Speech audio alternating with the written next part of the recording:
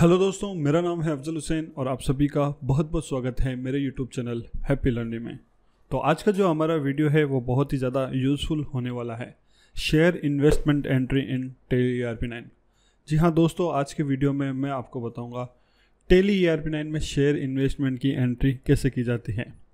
न केवल मैं आपको शेयर इन्वेस्टमेंट की एंट्री करना सिखाऊंगा, बल्कि आपको शेयर से रिलेटेड जो रिपोर्ट्स निकालने की ज़रूरत पड़ती है end of the financial year, आपको शेयर से रिलेटेड काफ़ी सारी रिपोर्ट निकालनी पड़ती है। फॉर एग्जांपल, आपके पास क्या ओपनिंग स्टॉक था, आपने कितने शेयर्स परचेज किए, कितने शेयर्स सेल किए, क्या आपके पास में क्लोजिंग स्टॉक है, शॉर्ट टर्म कैपिटल गेन कितना हुआ, लॉन्ग टर्म कैपिटल गेन कितना हुआ। इन सारी रिपोर्ट की आपको end of the financial year ज़रूरत पड़ती है, जो कि आपको सबमिट करनी पड़ती है।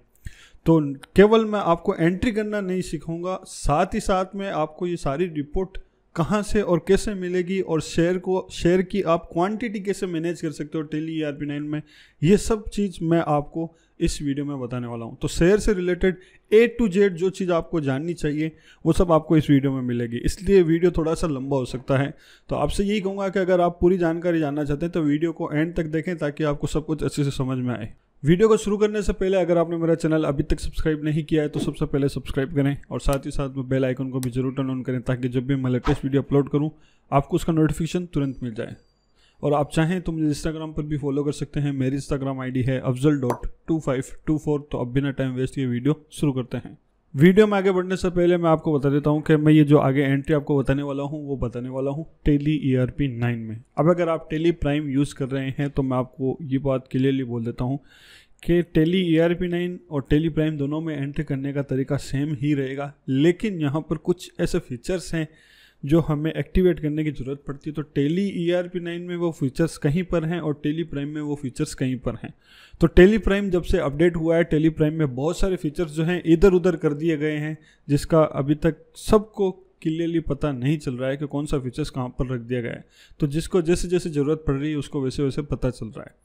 तो मैं टेली ERP9 ही यूज़ कर रहा हूँ और काफ़ी सारे लोग जो हैं वो भी टेली ERP9 ही यूज़ कर रहे हैं। उसका रीज़न ये है क्योंकि हमारी हैंड प्रैक्टिस जो है टेली ERP9 में बहुत अच्छे से हुई हुई है और टेली प्राइम में बहुत सारे फीचर जो हैं वो इधर उधर कर दिए गए हैं। और दूसरी बात देखिए, 2 टाइप के इन्वेस्टर होते हैं।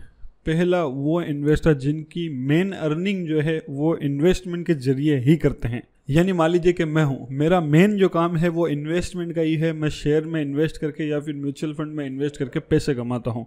तो पहले वो इन्वेस्टर होते हैं। और दूसरा मान लीजिए वो इन्वेस्टर होते हैं जिनका पहले से ही कोई बिजनेस चल रहा है, GST में उनकी फर्म रजिस्टर्ड है और वो एक्स्ट्रा अर्निंग के लिए शेयर में इन्वेस्ट करते हैं या फिर म्यूचुअल फंड में इन्वेस्ट करते हैं। तो 2 टाइप के अलग अलग इन्वेस्टर हैं। ये मैं आपको इसलिए बता रहा हूँ क्योंकि जब हम शेयर से रिलेटेड एंट्री करते हैं तो जो पहला टाइप का इन्वेस्टर है उसके लिए हमें लेजर बनाते वक्त अलग ग्रुप लेना पड़ता है, और जो दूसरे टाइप का जो इन्वेस्टर है उसके लिए हमें लेजर बनाते वक्त अलग ग्रुप लेना पड़ता है। और जो मैं आपको आगे वीडियो में बताने वाला हूँ वो सेकंड टाइप इन्वेस्टर जो है, जो GST में मान लीजिए किसी भी तरह की फर्म रजिस्टर्ड है, कोई भी वो बिजनेस चला रहा है और साथ ही साथ में इन्वेस्टमेंट भी कर रहा है, उसके लिए मैं आगे वीडियो में बताऊँगा। और किस इन्वेस्टर के लिए कौन सा ग्रुप लेना चाहिए ये भी मैं आपको आगे वीडियो में बता दूंगा। तो अब चलते हैं टेली ERP9 में और देखते हैं कि कैसे हमें शेयर इन्वेस्टमेंट की एंट्री करनी है, जिसमें हमें क्वांटिटी भी मैनेज करनी है।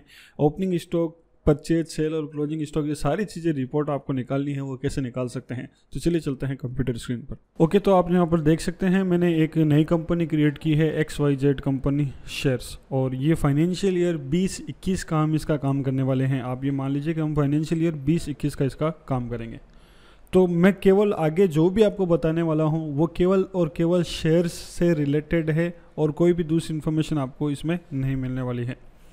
तो सबसे पहले आपको अगर शेयर की एंट्री करनी है जिसमें आपको स्टॉक भी मेंटेन करना है, यानी आपको स्टॉक भी मेंटेन करना है शेयर्स का, तो उसके लिए आपको कौन कौन से स्टेप फॉलो करना पड़ेंगे वो आपको मैं 1 by 1 बता देता हूँ। सबसे पहले आपको यहाँ पर एक फीचर्स एक्टिवेट करना पड़ेगा, जिसके लिए आप जाएंगे F11 फीचर्स में और यहाँ पर इन्वेंट्री फीचर्स जो ऑप्शन है इस पर आपको एंटर करना पड़ेगा। आपको यहाँ पर एक ऑप्शन मिलेगा मेंटेन मल्टीपल गोडाउन्स, इसको आपको येस करना पड़ेगा। अगर आपका टेली ERP9 अपडेटेड वर्जन है तो यहाँ पर मेंटेन मल्टीपल लोकेशन लिखा हुआ हो सकता है, तो इसको आपको येस करना है और सेव कर देना है। तो यहाँ पर हमने फीचर्स जो है वो एक्टिवेट कर लिया है। स्टेप 1 हमारा यहाँ पे कंप्लीट होता है। गेटवे ऑफ टेली पे आएंगे और अब हम स्टेप 2 में जाएंगे जिसमें हम एक गोडाउन क्रिएट करेंगे, यानी एक लोकेशन क्रिएट करेंगे, जिसके लिए हम जाएंगे इन्वेंट्री इन्फो में और फिर जाएंगे यहाँ पर आप देख सकते हैं लिखा हुआ है गोडाउन, और जो अपडेटेड वर्जन है टेली ERP9 का उसमें यहाँ पर लोकेशन लिखा हुआ हो सकता है। तो यहाँ पर मैं गोडाउन पे एंटर करूँगा और एक गोडाउन क्रिएट करूँगा, जिसके लिए मैं क्रिएट पर एंटर करूँगा। गोडाउन का नाम आप अपने हिसाब से कुछ भी रख सकते हैं। मैं यहाँ पर गोडाउन का नाम रख दूँगा शेयर्स स्टॉक, ये मैंने गोडाउन का नाम रख दिया, ठीक है। एंटर करेंगे, एंटर एंटर एंड एंटर। तो आपको यहाँ पर ये बात ध्यान रखनी है कि ये जो आपको ऑप्शन दिख रहा है third party stock with us, इसको आपको यस करना ज़रूरी है। तो इसको हम करेंगे यस, एंटर करेंगे एंड एंटर। तो हमारा गोडाउन जो है वो भी क्रिएट हो गया। यहाँ पर स्टेप 2 जो है वो कंप्लीट हो चुका है। वापस गेटवे ऑफ टेली पर हम आ जाएंगे। अब देखिए, अगर आपने 19-20 फाइनेंशियल ईयर में इन्वेस्टमेंट किया था और आपके पास में 19-20 का क्लोजिंग स्टॉक पड़ा है शेयर्स का, तो आपको 20-21 में उसको एज ए ओपनिंग बैलेंस लेना पड़ेगा। तो ये बात उनके लिए जिन्होंने 19-20 में इन्वेस्टमेंट किया था और उनके पास में 19-20 का क्लोजिंग स्टॉक पड़ा है, तो उसको 20-21 में एज ए ओपनिंग बैलेंस लेना पड़ेगा। और अगर मान लीजिए अगर आपने 20-21 में ही इन्वेस्टमेंट शुरू किया है, उससे पहले आपने कोई इन्वेस्टमेंट नहीं किया, कोई आपके पास क्लोजिंग स्टॉक नहीं है, तो आपको ओपनिंग बैलेंस डालने की ज़रूरत नहीं है। तो जिनको ओपनिंग बैलेंस डालना है उसके लिए ये अगला स्टेप है। वो कैसे ओपनिंग स्टॉक डालेंगे वो मैं आपको बता देता हूँ। ओपनिंग स्टॉक आपको कैसे डालना है, तो यहाँ पर आप देख सकते हैं मेरे पास एक एक्सेल फाइल है। ये है फाइनेंशियल ईयर 19-20 की, ठीक है। 19-20 में मैंने ये इन शेयर्स में इन्वेस्टमेंट किया था, परचेज भी की, सेल भी की, और जो मेरे पास में क्लोजिंग स्टॉक है वो आप देख सकते हैं। ये मेरे पास में 19-20 में क्लोजिंग स्टॉक है। इसी क्लोजिंग स्टॉक को मुझे अब 20-21 में एज ए ओपनिंग बैलेंस लेना है, जिसमें मैं क्वांटिटी भी लेना चाहता हूँ, पर शेयर की रेट और टोटल वैल्यू भी लेना चाहता हूँ। तो वो आपको कैसे लेनी है ये मैं आपको बता देता हूँ। तो टेली ERP9 में आएंगे, सबसे पहले हम लेज़र क्रिएट करेंगे। जो हमारे शेयर्स हैं उनके हम लेज़र क्रिएट करेंगे, और उसके लिए हम क्या करेंगे, अकाउंट्स इन्फो में जाएंगे, लेज़र में जाएंगे और करेंगे क्रिएट, ठीक है। लेज़र क्रिएट करेंगे। ये जो आप देख रहे हैं ये अक्स ऑप्टिफाइबर लिमिटेड है, इसी नाम से इसको हम करेंगे कॉपी, कंट्रोल-C। तो ये अक्स ऑप्टिफाइबर लिमिटेड का शेयर्स है हमारे पास में। तो यहाँ पर मैं कर देता हूँ पेस्ट, कंट्रोल-Alt-V, ठीक है। एंटर करेंगे एंड एंटर। अब इसके लिए हम लेंगे ग्रुप। तो देखिए ग्रुप में वैसे तो यहाँ पर इन्वेस्टमेंट आता है, लेकिन हम क्या करेंगे, यहाँ पर एक नया ग्रुप क्रिएट कर देंगे। तो जितने भी हमारे शेयर्स हैं वो सब उस ग्रुप में चले जाएंगे। तो यहाँ पर Alt-C प्रेस करेंगे। ये हालांकि ये ज़रूरी नहीं है, लेकिन फिर भी आप कर लेंगे तो आपके लिए बेहतर है। तो Alt-C प्रेस करेंगे और यहाँ पर हम लिख देंगे शेयर इन्वेस्टमेंट, यानी वो इन्वेस्टमेंट जो हमने केवल शेयर्स में किया है, और इसका जो ग्रुप आ जाएगा वो आ जाएगा यहाँ पर इन्वेस्टमेंट। बाकी ऑप्शन कुछ भी आपको चेंजेस नहीं करने, इसको कर देना है सेव। तो जितने भी हमारे शेयर्स के इन्वेस्टमेंट होंगे हम उसका ग्रुप ले लेंगे शेयर इन्वेस्टमेंट, ठीक है ना। अब इन्वेंट्रीज वैल्यूज आर अफेक्टेड, इसको आपको यस करना है, ये आपको यस करना ज़रूरी है, इसको आपको थोड़ा सा ध्यान रखना है। एंटर करेंगे और बाकी कुछ भी डिटेल नहीं डालेंगे, सीधा हम इसके ओपनिंग बैलेंस में आ जाएंगे और ओपनिंग बैलेंस हम इसका डाल देंगे। तो यहाँ पर एक्सेल में है 87,810, तो यहाँ पर भी हम डाल देंगे 87,810। Enter and enter and enter. तो इस तरीके से अक्स ऑप्टिफाइबर लिमिटेड का ओपनिंग बैलेंस जो है वो चला जाएगा। तो यहाँ पर सवाल ये आता है कि हमने क्वांटिटी तो डाली ही नहीं, तो क्वांटिटी हम कहाँ पर और कैसे डालेंगे वो भी मैं आपको आगे बताने वाला हूँ।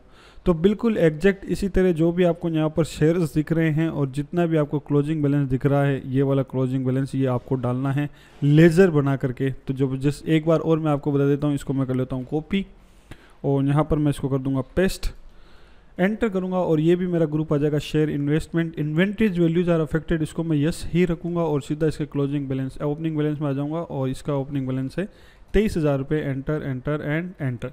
तो एग्जैक्ट इसी तरह बाकी के आपको डालने हैं। ये यहाँ पर ब्लैंक है AU बैंक का, तो ये इसका नहीं डालना। तो बाकी का जो मेरे पास में बैलेंस पड़ा है उन सब का बैलेंस मैं आपको एक बार डाल देता हूँ और उसके बाद में मैं आपको दोबारा मिलता हूँ। ओके तो दोस्तों, जिससे मैंने बताया था वैसे सारे यहाँ पर लेज़र बना करके उसका मैंने ओपनिंग बैलेंस डाल दिया है। अब इसका इफेक्ट क्या पड़ेगा मैं आपको बता देता हूँ। गेटवे ऑफ टेली पर अगर मैं आता हूँ और बैलेंस शीट को ओपन करता हूँ तो यहाँ पर आप इन्वेस्टमेंट के अंडर एक देखेंगे शेयर इन्वेस्टमेंट नाम से एक ग्रुप बना हुआ है। शेयर इन्वेस्टमेंट जो हमने ग्रुप बनाया था उसके अंदर एंटर करेंगे तो आप देखेंगे यहाँ पर जितने भी हमारे क्लोजिंग बैलेंस था उन सब के शेयर्स के नाम यहाँ पर आ रहे हैं और सबका जो ओपनिंग क्लोजिंग बैलेंस था उसको हमने एज ए ओपनिंग बैलेंस यहाँ पर ले लिया। टोटल यहाँ पर आप देख सकते हैं हो रही है 6,49,201.66 और एक्सेल फाइल में भी देख सकते हैं आप यहाँ पर हो रही है 6,49,201.66। तो इस तरीके से आपको ओपनिंग बैलेंस डाल देना है लेजर्स का। अब बात ये आती है कि हमें क्वांटिटी डालनी है, वो हम कैसे डाल सकते हैं, तो वो भी मैं आपको बता देता हूँ। आपको क्वांटिटी वापस कैसे डालनी पड़ेगी, तो इसके लिए मैं वापस टेली IRB9 में आ जाऊँगा और गेटवे ऑफ टेली में जाऊँगा। उसके बाद में मैं जाऊँगा इन्वेंट्री इन्फो में और फिर जाऊँगा स्टॉक आइटम में और स्टॉक आइटम में क्रिएट करूँगा। तो स्टॉक आइटम जो क्रिएट करूँगा वो भी मैं शेयर्स के नाम से ही क्रिएट करूँगा। इसको मैं यहाँ से कॉपी कर लेता हूँ और यहाँ पर मैं कर देता हूँ पेस्ट। ठीक है, यहाँ पर मैंने पेस्ट कर दिया, एंटर करेंगे और फिर एंटर करेंगे। देखिए यहाँ पर अंडर पूछ रहा है तो यहाँ पर ग्रुप आपको कोई भी डालना ज़रूरी नहीं है। आप चाहें तो कोई ग्रुप बना सकते हैं वरना ये करना ज़रूरी नहीं है। एंटर करेंगे, यूनिट डालेंगे। यूनिट हम देखिए शेयर्स जो परचेज करते हैं वो आप या तो क्वांटिटी डाल सकते हैं या फिर PCS डाल सकते हैं। तो मैं यहाँ पर Alt+C प्रेस करूँगा। आप चाहें तो क्वांटिटी लिख सकते हैं या फिर PCS, जो भी आपको अच्छा लगे। और फॉर्मल नेम इसका हम डाल देंगे क्वांटिटी। ठीक है, और यहाँ पर इसका UKC कोड जो है वो PCS आएगा। ठीक है, इसको हम एंटर कर देते हैं, इसको हम कर देंगे सेव। और GST ऑप्शन को आपको नॉट एप्लीकेबल करना है, इससे हमें कोई भी लेना देना नहीं है। हम सीधा आएंगे क्वांटिटी में, तो क्वांटिटी इसकी डालेंगे, हमारे पास में है 2000 पीसेस, तो यहाँ पर हम डाल देंगे 2000 और करेंगे एंटर। जैसे ही हम एंटर करेंगे यहाँ पर हमें ये गोडाउन के बारे में पूछेगा। तो जैसा कि हमने सेकंड स्टेप में हमने एक गोडाउन क्रिएट किया था शेयर स्टॉक के नाम से, तो ये आप देख सकते हैं यहाँ पर ये शेयर स्टॉक नाम का एक गोडाउन है। इस गोडाउन को हमें सेलेक्ट करके एंटर करना है। ठीक है, और फिर हम इसका जो टोटल अमाउंट है वो है 87,810, यहाँ पर डाल देंगे, एंटर करेंगे और इसको कर देंगे सेव। तो इस तरीके से जो है इसकी क्वांटिटी भी मैनेज हो जाएगी। तो अब आपके दिमाग में एक सवाल आ रहा होगा कि ऑलरेडी हम लेज़र बना करके इसका ओपनिंग बैलेंस जो है वो डाल चुके हैं, तो फिर हमने इसकी आइटम बना करके फिर हमने इसका ओपनिंग स्टॉक डाला है, तो इस तरीके से हमारा जो स्टॉक है वो डबल हो जाएगा या हमारी जो अमाउंट है वो डबल हो जाएगा। इससे तो हमारी बैलेंस शीट या प्रॉफिट एंड लॉस रिपोर्ट जो है वो गड़बड़ हो जाएगी, जबकि ऐसा नहीं होगा। और ऐसा क्यों नहीं होगा ये मैं आपको आगे बता दूंगा। तो फिलहाल जिस तरह मैंने आपको बताया है, अगर आपके पास में ओपनिंग बैलेंस है क्वांटिटी में तो इस तरीके से डालना है। जैसे एक बार मैं फिर बता देता हूँ, इसको कर देता हूँ कॉपी और यहाँ पर कर देता हूँ पेस्ट और यहाँ पर हम ले लेंगे इसकी क्वांटिटी और GST को हम कर देंगे नॉट एप्लीकेबल। और जो हमारे पास में ओपनिंग क्वांटिटी है वो है 5000 पीसेस की, तो यहाँ पर हम डाल देंगे 5000 और यहाँ पर हम लेंगे शेयर्स स्टॉक और इसकी टोटल वैल्यू है 23,000 रुपये। एंटर कर देंगे एंड एंटर। तो बिल्कुल एग्जैक्ट ऐसे ही सारी के सारे जो आपके पास में शेयर्स हैं जिसकी आपके पास में क्वांटिटी है और जो वैल्यू है वो डाल करके ओपनिंग बैलेंस आपको डाल देना है। तो मैं फटाफट से ये बाकी की जो डिटेल है वो डाल देता हूँ और उसके बाद में आपसे मिलता हूँ। ओके तो दोस्तों, जो भी क्वांटिटी थी, जो भी शेयर्स था, जो भी वैल्यू थी, वो सब मैंने यहाँ पर डाल दी है 1 by 1 सारी। तो अब मैं अगर गेटवे ऑफ टेली पर आता हूँ, जैसा कि मैंने आपको बताया था, आप सोच रहे होंगे कि इसका डबल इफेक्ट पड़ सकता है, तो ऐसा कुछ नहीं होगा। तो यहाँ पर मैं आपको बैलेंस शीट ओपन करके बताता हूँ। तो आप देख सकते हैं शेयर इन्वेस्टमेंट में वही वैल्यू आ रही है 6,49,201.66, जो कि यही वैल्यू है, आप देख सकते हैं इस एक्सेल फाइल में। ठीक है, और अगर प्रॉफिट एंड लॉस रिपोर्ट भी मैं आपको दिखाता हूँ तो यहाँ पर प्रॉफिट एंड लॉस रिपोर्ट में कोई भी स्टॉक आपको शो नहीं करेगा, जबकि हमने स्टॉक डाला है। जिस हिसाब से हमने आइटम क्रिएट किए थे, ओपनिंग स्टॉक डाला था और उसकी वैल्यू भी डाली थी, क्वांटिटी भी डाली थी, तो उस हिसाब से प्रॉफिट एंड लॉस रिपोर्ट में वो स्टॉक शो करना चाहिए, जबकि शो नहीं कर रहा है। उसका रीज़न क्या है, उसका रीज़न मैं आपको बता देता हूँ। हमने सेकेंड स्टेप के अंदर एक गोडाउन क्रिएट किया था शेयर स्टॉक नाम से, और जो हमने शेयर्स के जो भी आइटम बनाए हैं वो सारे के सारे उस गोडाउन में डाले हैं, शेयर स्टॉक गोडाउन जो है उसमें डाले हैं। तो वो जो गोडाउन था शेयर स्टॉक, वो कंपनी का मेन गोडाउन नहीं है, ये थर्ड पार्टी गोडाउन है। जैसा कि मैं आपको अगर गेटवे ऑफ टेली पर आता हूं और मैं जाऊंगा एक बार इन्वेंट्री इन्फो और यहाँ पर गोडाउन और अल्टर करूंगा, तो यहाँ पर आप देखेंगे शेयर स्टॉक, ये गोडाउन हमने क्रिएट किया था और इसमें ये जो ऑप्शन है third party stock with us, इस ऑप्शन को हमने यस किया था, यानी इसका मतलब ये है कि इस गोडाउन के अंदर जो भी हम स्टॉक डालेंगे वो हमारा मेन स्टॉक नहीं होगा, वो थर्ड पार्टी स्टॉक होगा। ठीक है, इसलिए ना तो बैलेंस शीट में वो शो कर रहा है और ना ही प्रॉफिट एंड लॉस रिपोर्ट में वो शो कर रहा है। तो अब सवाल ये आता है कि हमें देखना है कि हमारे पास में शेयर्स का कितना ओपनिंग स्टॉक है, उसकी वैल्यू क्या है, तो वो हम कहाँ से देख सकते हैं। इसके लिए आपको जाना है क्लोजिंग स्टॉक में, यहाँ पर आपको करना एंटर, और यहाँ पर आप देखेंगे लिखा हुआ ऑप्शन गोडाउन टाइप। इस गोडाउन टाइप पे हम करेंगे क्लिक और आपको यहाँ पर ऑप्शन मिलेगा third party stock with us, जिस ऑप्शन को हमने यस किया था। तो इसको हम जैसे ही एंटर करेंगे तो यहाँ पर अब आप देख सकते हैं आपको सबकी क्वांटिटी भी शो होगी, वैल्यू भी शो होगी और जो क्लोजिंग बैलेंस है वो भी शो होगा। तो यहाँ पर आप देख सकते हैं नीचे टोटल वैल्यू, टोटल क्वांटिटी है 1,11,919 पीसेस। तो यहाँ पर भी आप देख सकते हैं 1,11,919 पीसेस जो है हमारी क्वांटिटी है और वैल्यू है 6,49,201। और यहाँ पे भी देख सकते हैं 6,49,201। तो यहाँ पर हमारा पहला स्टेप जो है वो कंप्लीट होता है। अगर आपके पास में शेयर्स का स्टॉक है तो आपको ओपनिंग स्टॉक कैसे डालना है वो मैंने आपको बता दिया। अब हम चलेंगे नेक्स्ट। अगर हम नया कोई शेयर्स परचेज करते हैं या सेल करते हैं तो उसकी एंट्री हम टैली ERP9 में कैसे करेंगे। तो सबसे पहले आ जाते हैं हम गेटवे ऑफ टैली पर। तो देखिए दोस्तों, सबसे पहली बात कि आपको अगर किसी भी शेयर्स के परचेज और सेल्स की एंट्री करनी है तो आपको कॉन्ट्रैक्ट नोट की ज़रूरत पड़ेगी, जो कि आपको अपने ब्रोकर से मिलेगा। जिस भी ब्रोकर के थ्रू आप इन्वेस्टमेंट कर रहे हैं उस ब्रोकर से आपको कॉन्ट्रैक्ट नोट लेने पड़ेंगे। और अगर आप डायरेक्टली आप खुद इन्वेस्टमेंट कर रहे हैं किसी ऑनलाइन प्लेटफॉर्म से तो आपको कॉन्ट्रैक्ट नोट डाउनलोड करने पड़ेंगे। ठीक है, तो आपको कॉन्ट्रैक्ट नोट की ज़रूरत पड़ने वाली है। तो मेरे पास जो कॉन्ट्रैक्ट नोट है वो मैं आपको बता देता हूँ। तो यहाँ पर आप देख सकते हैं मेरे पास में जो कॉन्ट्रैक्ट नोट है वो है ज़ेरोधा ब्रोकिंग लिमिटेड का। अब अगर मान लीजिए आपके ब्रोकिंग कंपनी कोई दूसरी है तो इसका कॉन्ट्रैक्ट नोट का फॉर्मेट जो है वो अलग टाइप का हो सकता है। मेरे पास में जो फॉर्मेट है वो कुछ इस टाइप का है, जिसमें यहाँ पर कॉन्ट्रैक्ट नोट लिखे हुए हैं, नंबर लिखे हुए हैं, डेट लगी हुई है और कस्टमर का नाम जो है, कस्टमर की डिटेल जो है वो यहाँ पर दी हुई है, जो मैंने हाइड की हुई है प्राइवेसी के लिए। ठीक है, तो और उसके बाद में अगर नीचे थोड़ा सा स्क्रॉल करेंगे तो यहाँ पर आपको जो भी शेयर्स इसने बाई किए हैं या सेल किए हैं, किस क्वांटिटी में बाई किए सेल किए हैं और उसकी रेट क्या थी, ये सब आपको सेकंड पेज में मिल जाएगी। और अगर मैं थर्ड पेज में स्क्रॉल करता हूँ तो थर्ड पेज में यहाँ पर इस शेयर्स में जो भी brokerage charges, exchange transaction charges, IGST, STT, SEBI, stamp duty जो भी लगे हैं वो सब चार्जेस यहाँ पर दिए हुए हैं। ठीक है, तो कुछ इस टाइप का कॉन्ट्रैक्ट नोट है। अगर आपका कोई ब्रोकर दूसरा है तो उसका कॉन्ट्रैक्ट नोट अलग टाइप का हो सकता है, लेकिन एंट्री करने का तरीका जो है वो एकदम ऐसे ही रहने वाला है। तो इस पहला जो कॉन्ट्रैक्ट नोट है उसके साथ में हम एंट्री करते हैं, शुरुआत करते हैं। तो सबसे पहले आप यहाँ पर देख सकते हैं इसमें इंडसइंड बैंक के जो है शेयर्स बाई किए हैं 39 क्वांटिटी में, और फिर बाई किए हैं 10 क्वांटिटी में, फिर बाई किए हैं 31 क्वांटिटी में, और फिर यहाँ पर हाथों हाथ सेल कर दिए 80 क्वांटिटी में। तो ये जो ट्रांजैक्शन है उसको बोलते हैं इंट्राडे ट्रांजैक्शन, यानी जिस दिन आपने शेयर परचेज किए उसी दिन आपने शेयर सेल कर दिए। तो इस टाइप की एंट्री जो है वो आपको किस तरीके से करनी है वो मैं आपको बताऊँगा। तो चलते हैं टैली पर। तो सबसे पहले आपको क्या करना है मैं आपको बता देता हूँ। जो भी शेयर्स की परचेज और सेल्स की एंट्री होगी वो सब जनरल वाउचर में ही होगी, उसके अलावा कोई भी दूसरे वाउचर में नहीं होगी।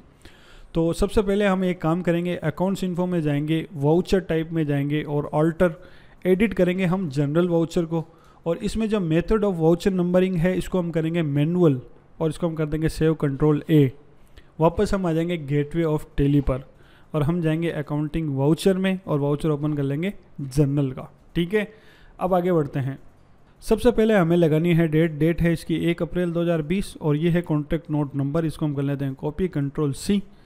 तो अब हम आएंगे टैली में, डेट लगा देंगे 1/4/2020, यहाँ पर भी कर देते हैं 1/4/2020 और यहाँ पर कॉन्ट्रैक्ट नोट नंबर जो इसको हम कर देंगे पेस्ट, एंटर करेंगे। अब हमें करना है डेबिट हम करेंगे इंडसइंड बैंक, ये जो शेयर्स हैं इसको। रीज़न क्या है, रीज़न ये है कि देखिए हम इंडसइंड बैंक जो शेयर्स हैं वो परचेज कर रहे हैं, यानी इंडसइंड बैंक जो है वो इन्वेस्टमेंट है, यानी हमारी संपत्ति है और हमारी संपत्ति क्या है वो बढ़ रही है।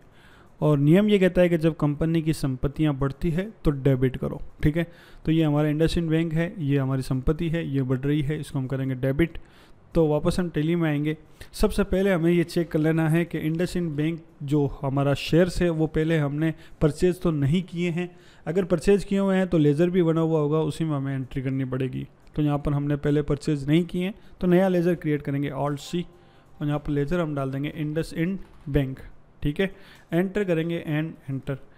ये जो हमारा इन्वेस्टमेंट है, ठीक है, ये शेयर्स है, वो ये हमारा इन्वेस्टमेंट है जिसको हम डालेंगे शेयर्स इन्वेस्टमेंट में, जो हमने ग्रुप बनाया था उसमें इन्वेस्टमेंट का ये ग्रुप है।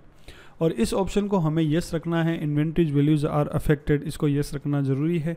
इसको हम कर देंगे यहीं पे save, enter enter and enter. जैसे ही हम एंटर करेंगे ये अब हमसे नेम ऑफ आइटम पूछेगा, तो यहाँ पर फिर से हमें आइटम क्रिएट करना पड़ेगा, वही इंडसइंड बैंक इसी नाम से।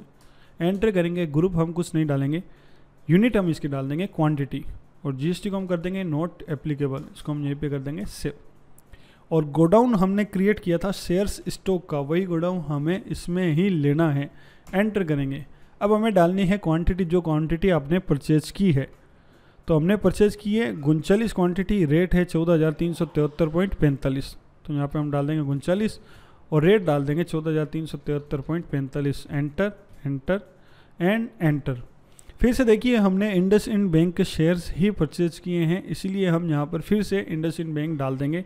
तो आइटम हम ऑलरेडी क्रिएट कर चुके, इसलिए हम यहाँ पे डाल देंगे इंडसइंड बैंक, और फिर हम गोडाउन ले लेंगे शेयर्स स्टॉक का, और अब की बार हमने क्वांटिटी परचेज की है 10 और रेट है 3,686, तो यहाँ पे हम डाल देंगे 10 और टोटल रेट हो गई 3,686 एंड एंटर। फिर से कर देंगे एंटर, और फिर से हमने एक बार फिर इंडसइंड बैंक के शेयर्स जो हैं वो बाई किए हैं, तो एक बार फिर हम डाल देंगे इंडसइंड बैंक, और गोडाउन हमारा फिर से वही हो जाएगा शेयर्स स्टॉक। और अब की बार जो हमने शेयर्स परचेज किए हैं वो किए 31, और यहाँ पर रेट है 11,428.15, तो यहाँ पर हम डालेंगे 31 और रेट हो जाएगी 11,428.15 एंड एंटर एंड एंटर। तो फाइनली इंडसइंड बैंक की जितनी भी क्वांटिटी है अलग अलग टाइम पे यहाँ पर आप देख सकते हैं परचेज हो गई है। टोटल क्वांटिटी हो गई 80 और टोटल वैल्यू हो गई 29,487.60। इसको हम कर देंगे यहीं पे एंटर एंड एंटर। अब हमें करना है क्रेडिट। क्रेडिट किसको करेंगे और क्यों करेंगे? देखिए जो हमने यहाँ पर बाई किया था 80 पीस, वो यहाँ पर हमने सेल कर दिए 80 पीस, तो इसी को हम वापस कर देंगे क्रेडिट, क्योंकि ये हमारी संपत्ति है जो वापस चली गई, वापस घट गई। तो इसको हम करेंगे क्रेडिट, एंटर, और यहाँ पर हम डाल देंगे इंडसइंड बैंक एंड एंटर। फिर नेम ऑफ आइटम, वही हमें नेम ऑफ आइटम लेना है इंडसइंड बैंक, और गोडाउन हमें फिर से वही लेना है शेयर्स स्टॉक, और क्वांटिटी हमारी आ जाएगी 80 एंड एंटर। तो यहाँ पर आप देख सकते हैं यहाँ पर नेगेटिव स्टॉक का ये वार्निंग दे रहा है। उसका रीज़न ये है क्योंकि हमने अभी तक जो एंट्री है उसको सेव नहीं किया, क्योंकि जो परचेज़ की एंट्री है वो सेव नहीं हुई है। इसलिए हमारा जो स्टॉक है वो स्टॉक में नहीं आया, इसलिए यहाँ पर नेगेटिव स्टॉक बता रहा है। तो यहाँ पर टेंशन लेने की ज़रूरत नहीं है। इसको हम कर देंगे enter enter and enter. Total जो अमाउंट है वो डाल देंगे। तो यहाँ पर आप देख सकते हैं जो टोटल 80 जो क्वान्टिटी है वो हमने 26,500 रुपये में बेची है। तो यहाँ पे हम डाल देंगे 26,500 and enter enter enter and enter.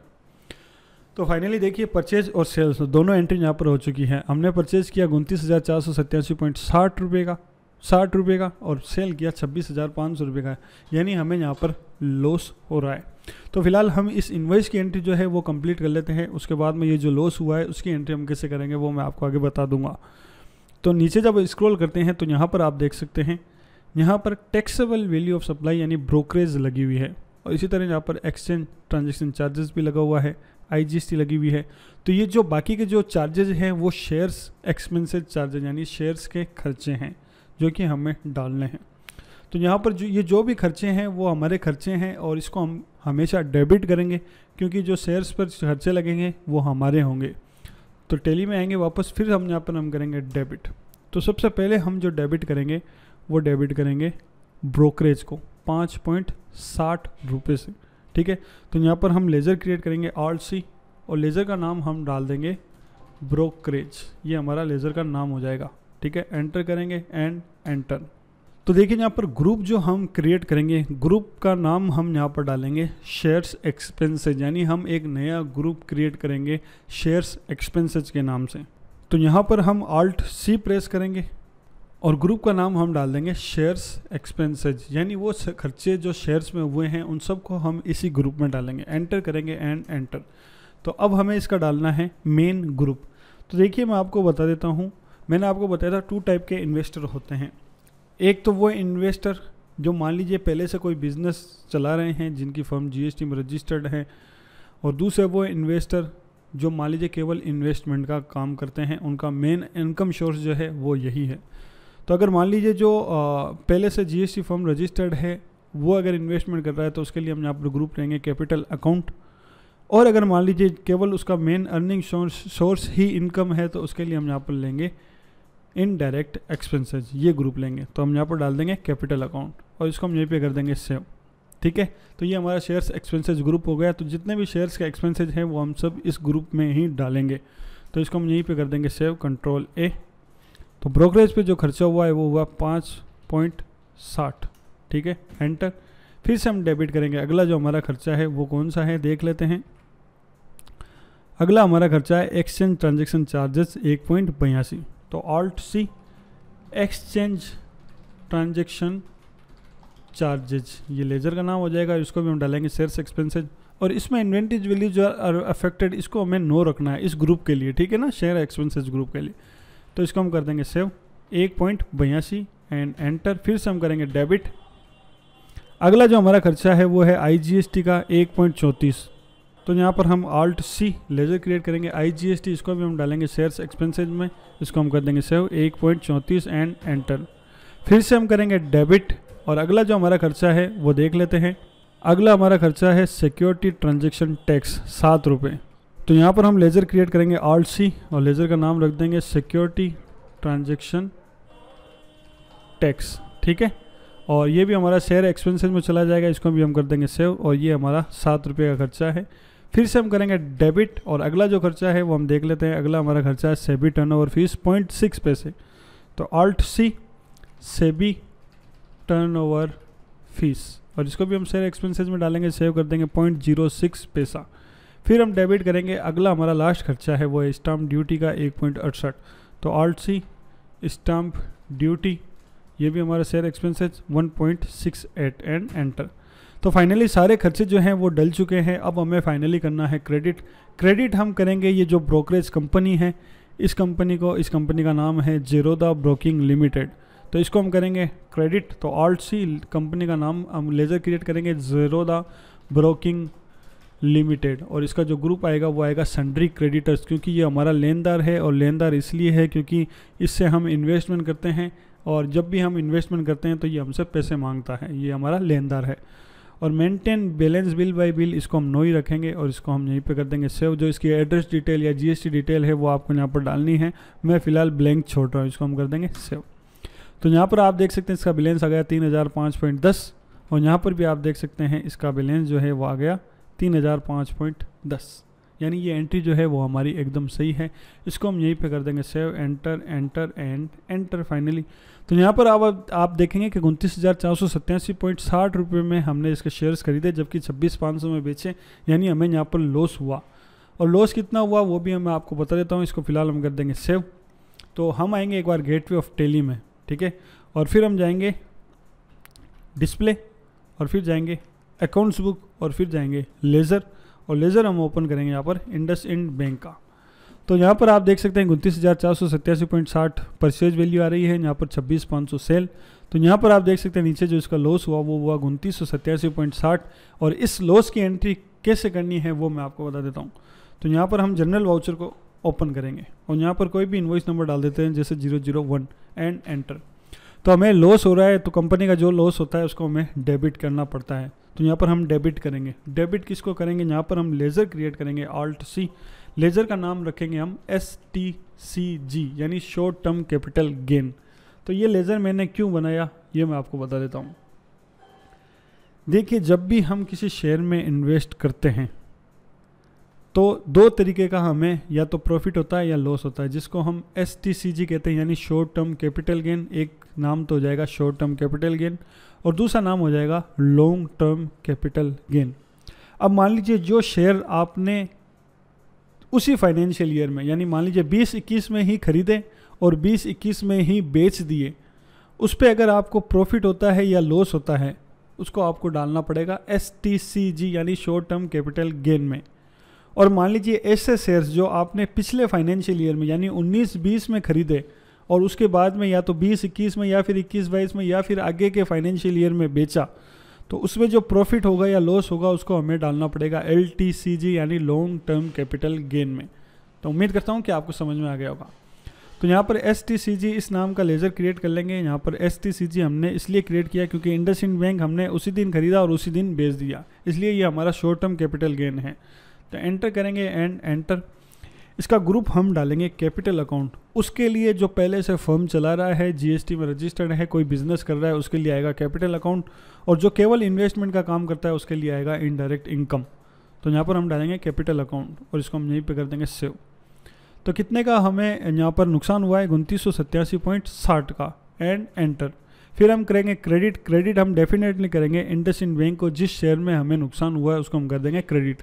तो यहाँ पर इंडसइंड बैंक एंड एंटर। तो यहाँ पर अब हमें ये आइटम के बारे में पूछेगा। आइटम हमें कुछ भी नहीं डालना है। आपको यहाँ पर एंड ऑफ लिस्ट दिखेगा, यहाँ पर आइटम में या आपको एंड ऑफ लिस्ट दिखेगा, आपको यहाँ पर एंड ऑफ लिस्ट पर एंटर करना है। देखिए यहाँ पर अब हमें कोई भी आइटम नहीं लेना है, हमें यहाँ पर केवल लॉस की एंट्री करनी है, इसलिए हमने आइटम नहीं डाला है। सीधा जो लॉस हुआ था उसकी वैल्यू हमने यहाँ पर डाल दी है। इसको हम यहीं पे कर देंगे एंटर एंटर एंड एंटर। तो यहाँ पर अब आप देख सकते हैं 29,487.60 में हमने इसका ख़रीदा, 26,500 में बेच दिया और 2987.60 का हमें लॉस हुआ, और ये जो बैलेंस है यहीं पर ख़त्म हो जाता है।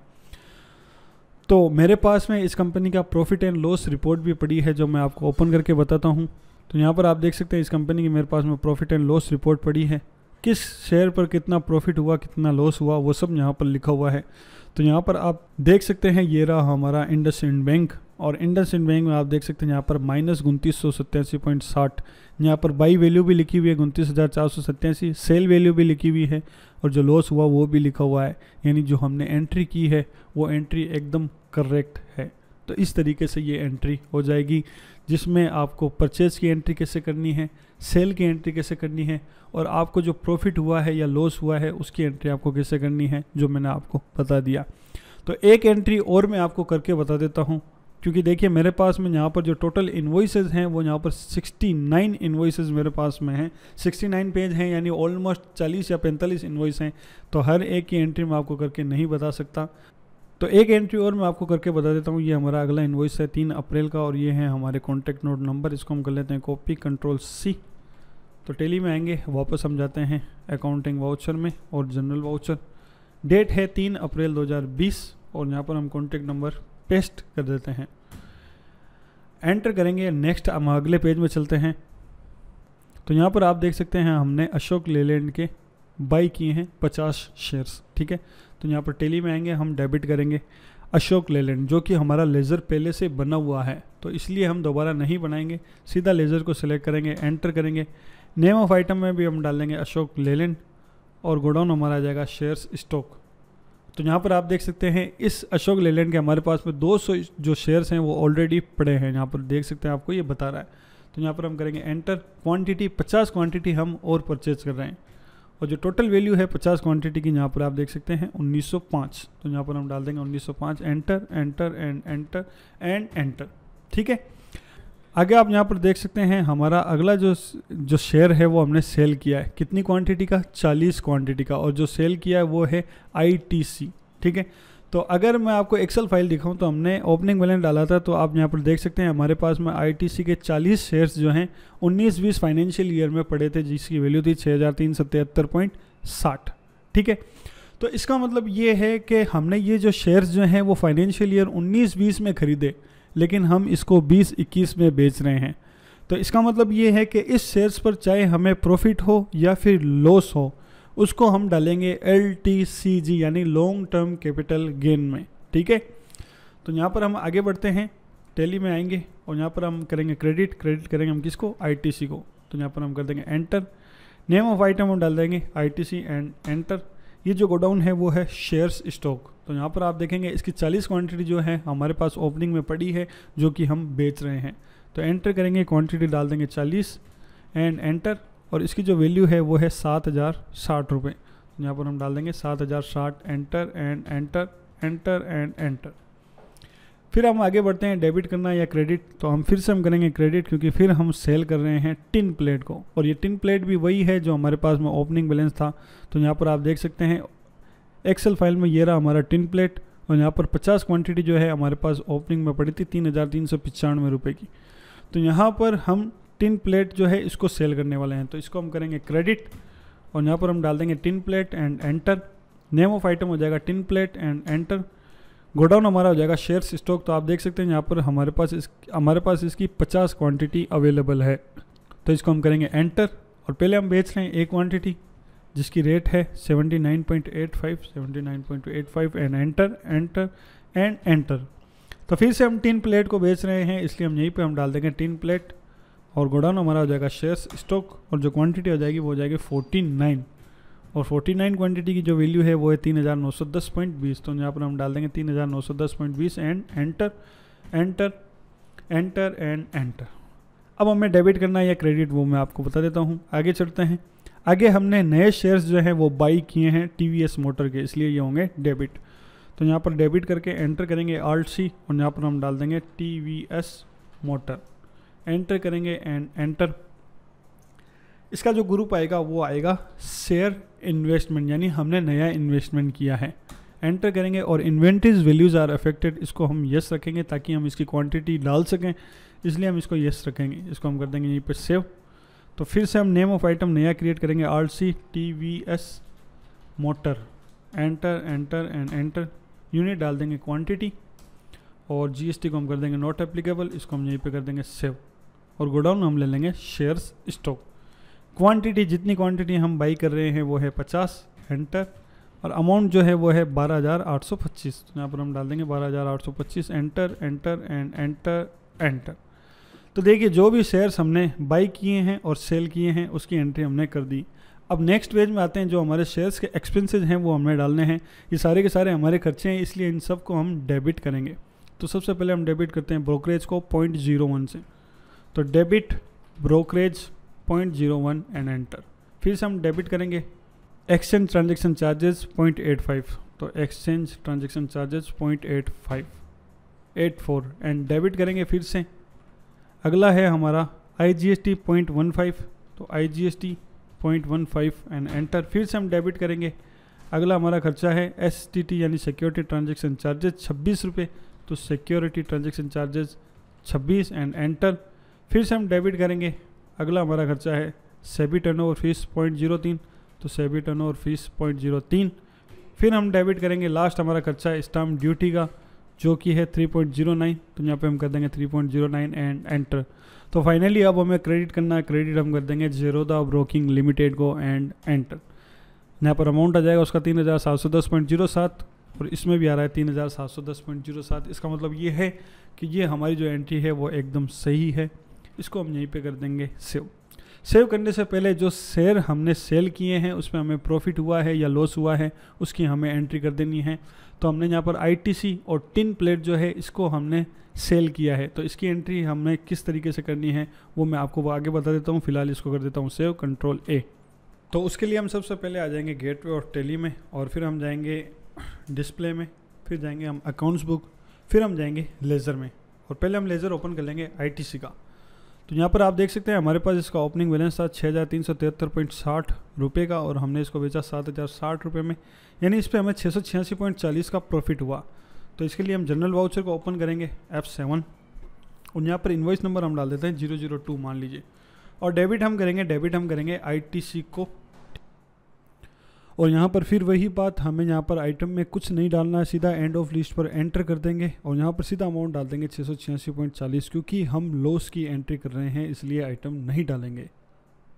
और क्रेडिट हम कर देंगे लॉन्ग टर्म कैपिटल गेन, यानी हम नया लेज़र क्रिएट करेंगे क्योंकि ये शेयर्स हमने पिछले फाइनेंशियल ईयर में ही परचेज कर लिए थे और इस फाइनेंशियल ईयर में बेच रहे हैं। तो यहाँ पर हम लेज़र क्रिएट करेंगे Alt C LTCG यानी long term capital gain, enter, और इसको हम डाल देंगे कैपिटल अकाउंट में। उसके लिए जो मान लीजिए पहले से GST में रजिस्टर्ड है, पहले से कोई काम कर रहा है, और अगर मान लीजिए कोई ऐसा व्यक्ति है जो केवल इन्वेस्टमेंट का काम करता है तो उसके हम यहाँ पर डाल देंगे इनडायरेक्ट इनकम। तो हम यहाँ पर डाल देंगे कैपिटल अकाउंट और इसको हम यहीं पे कर देंगे सेव, और इस एंट्री को हम यहीं पे कर देंगे सेव। तो यहाँ पर आप देखेंगे ये जो एंट्री है वो यहाँ पर ख़त्म हो जाएगी और ये हमें 686.40 रुपये का जो है वो प्रॉफिट हुआ। और अगर मैं आपको एक बार इसका profit and loss report open करके बताऊं तो यहाँ पर आप देख सकते हैं इसकी जो प्रॉफिट एंड लॉस में 686.40 जो है इसका प्रॉफिट यहाँ पर शो कर रहा है। इसका मतलब ये हमारी एंट्री सही है, तो इसको हम यहीं पे कर देंगे सेव। अब अगला जो हमारा जो शेयर हमने सेल किया वो था टिन प्लेट का, तो इसको हम ओपन करेंगे तो यहाँ पर आप देख सकते हैं 3,395 में हमने इसको ख़रीदा था और 3,990 में हमने इसको बेच दिया, तो 595.05 का हमें प्रॉफिट हुआ। तो जनरल वाउचर में जाएंगे और इनवॉइस नंबर हम डाल देंगे 003 और अब की बार हम डेबिट करेंगे टिन प्लेट को। और यहाँ पर फिर वही हम यहाँ पर कोई भी आइटम नहीं डालेंगे, सीधा हम यहाँ पर एंड ऑफ लिस्ट और सीधा अमाउंट डाल देंगे 595.05 एंड एंटर। और फिर हम क्रेडिट कर देंगे LTCG यानी लॉन्ग टर्म कैपिटल गेन को। यहाँ पर आप देख सकते हैं 595.05। और अगर मैं आपको इसका profit and loss report open करके बताऊँ तो यहाँ पर आप देख सकते हैं इसमें टिन प्लेट में यहाँ पर आप देख सकते हैं इसको प्रॉफिट हो रहा है 595.05, यानी ये एंट्री भी हमारी एकदम सही है। इसको हम कर देंगे यहीं पे सेव, तो इसका भी बैलेंस जो है वो 0 हो जाएगा। तो देखिए दोस्तों, यहाँ पर मेरे पास में कुछ 69 पेजेस हैं, यानी तकरीबन 30 या 31 जो है इनवॉइस हैं मेरे पास में।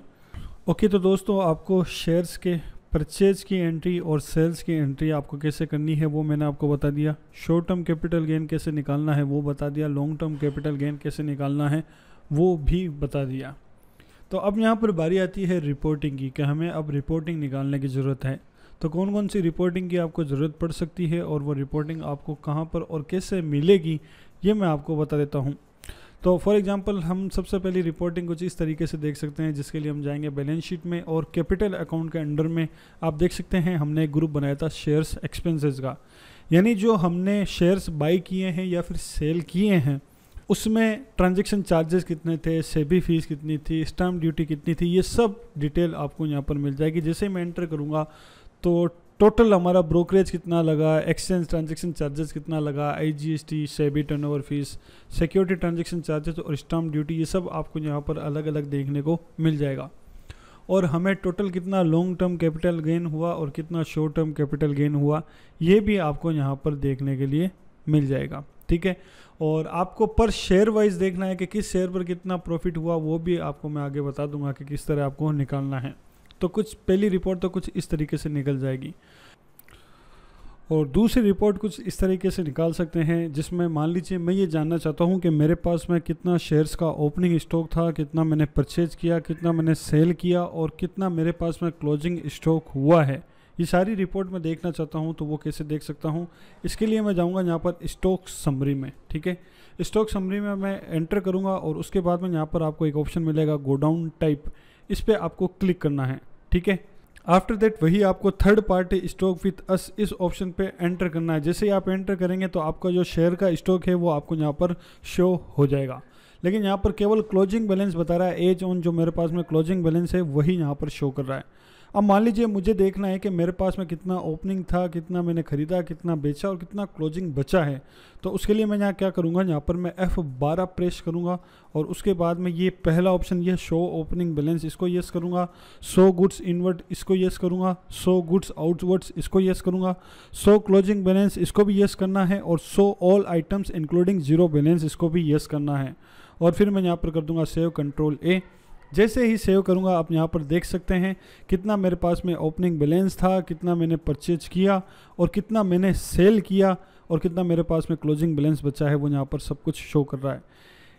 जैसा कि आप यहाँ पर देख सकते हैं इंडसइंड बैंक का यहाँ पर आप देख सकते हैं मैंने 80 क्वांटिटी परचेज की और जिसकी वैल्यू थी 29,487 और बेच दी मैंने 80 क्वांटिटी जिसकी वैल्यू थी 26,500, जो कि एग्जैक्ट वही है जो हमें होनी चाहिए। तो ये जो फाइल है इस फाइल को आप एक्सेल में एक्सपोर्ट कर सकते हैं। जैसा कि मैं आपको बताना चाहूँगा, ये जो फाइल है पिछले फाइनेंशियल ईयर में 19-20 में मैंने एक्सेल में इस फाइल को एक्सपोर्ट कर लिया था और फिर उसके बाद में ये दो एक्स्ट्रा कॉलम मैंने मैनुअली ऐड किए हैं, जैसे STCG एंड LTCG यानी शॉर्ट टर्म कैपिटल गेन कितना है और लॉन्ग टर्म कैपिटल गेन कितना है पर शेयर यानी शेयर वाइज। जैसा कि यहाँ पर आप देख सकते हैं इसमें मेरा शॉर्ट टर्म कैपिटल गेन 248 रुपये का हुआ और इसको मैंने कैसे निकाला ये आप देख सकते हैं। यहाँ पर AU बैंक मैंने 20 क्वांटिटी में परचेज़ की जिसकी वैल्यू थी 9,452 और ये वापस मैंने 20 पीस बेच दिए जिसकी वैल्यू थी 9700। तो यहाँ पर मुझे प्रॉफिट हुआ।